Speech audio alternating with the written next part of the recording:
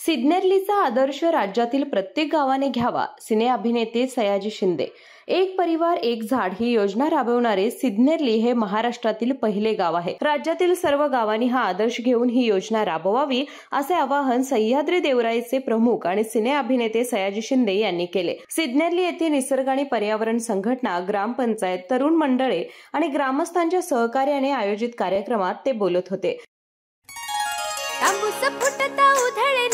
भूपाळी रामपारी दिशादाही उजळल्या आल गोकुळ आपुल्या दारी. निर्भेळ आणि सकस चवीच गोकुळ लई भारी. गोकुळची दर्जेदार दुग्ध उत्पादने. गोकुळ, अस्सल चव कोल्हापूरची. चव आहे कोल्हापुरी, गोकुळ लई भारी. सयाजी शिंदे यांच्या उपस्थितीत एसटी बस स्थानकापासून सिद्धेश्वर मंदिरापर्यंत वृक्ष मिरवणूक काढण्यात आली. या ठिकाणी वृक्षारोपण आणि भाऊ लाड यांच्या प्रतिमेचं पूजन झालं. शिंदे म्हणाले, महाराष्ट्रातील सर्व गावात एक परिवार एक फळ झाड हा उपक्रम राबवावा. तुम्हाला हवी असलेली सर्व झाडे सह्याद्री देवराई मार्फत मोफत पुरवली जातील. तुम्ही ती लावून फक्त जगविण्याचे नियोजन करा. लोकवर्गणी आणि लोकसहभागातून सिद्नेरलीत 5,000 झाडे लावून त्यांचे संगोपन केले आहे. यावेळी 1750 आंबा, पेरू, सीताफळ, आवळा, कवठ, बेल, चिंच आणि जांभूळ या रोपांचे वाटप केले.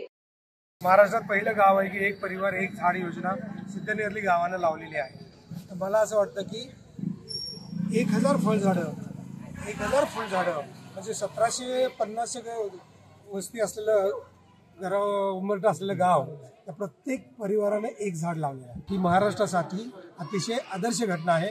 महाराष्ट्रातल्या प्रत्येक गावानं एक परिवार एक झाड ही योजना राबवावी आणि सिद्धनेरलीचा आदर्श घ्यावा. आणि मला असं वाटतं की महाराष्ट्रातल्या सगळ्या सरपंचांना विनंती आहे की त्याने आपल्या सरपंचांनी आपल्या गावातल्या प्रत्येक परिवाराला एक झाड द्यावं. तुम्हाला झाड मिळत नसेल, काय प्रॉब्लेम येत असेल तर सह्याद्री देवराईला सांगावं, मला सांगावं. महाराष्ट्रातून कुठून पण तुम्हाला झाडं उपलब्ध करून देऊ. तुम्ही फक्त वाढवा आणि जपा. धन्यवाद. आणि महाराष्ट्रातल्या सगळ्या तरुणांना सांगायचं आहे, एक श्वास आणि एक अन्न नसलं तर तुम्ही जगू शकत नाही. त्यामुळे जगात कुठलाही सेलिब्रिटी मोठा नाही, तर फक्त झाड हा सेलिब्रिटी मोठा आहे. त्यामुळे आपण झाडाला जपूया, झाडाला वाढवूया. सरपंच दत्तात्रय पाटील, सुहास वायंगणकर, शिवाजी मगदूम यांनी मनोगत व्यक्त केले. कृष्णात मेटील, सुनील मगदूम, वाय.व्ही. पाटील, एम.बी. पाटील उपस्थित होते. युवराज खत्रे यांनी स्वागत केले. केके न्यूज साठी कागल प्रतिनिधी ओमकार पोद्दार. अशाच नवनवीन अपडेट पाहण्यासाठी आमच्या केके न्यूज चॅनेलला सबस्क्राईब करा.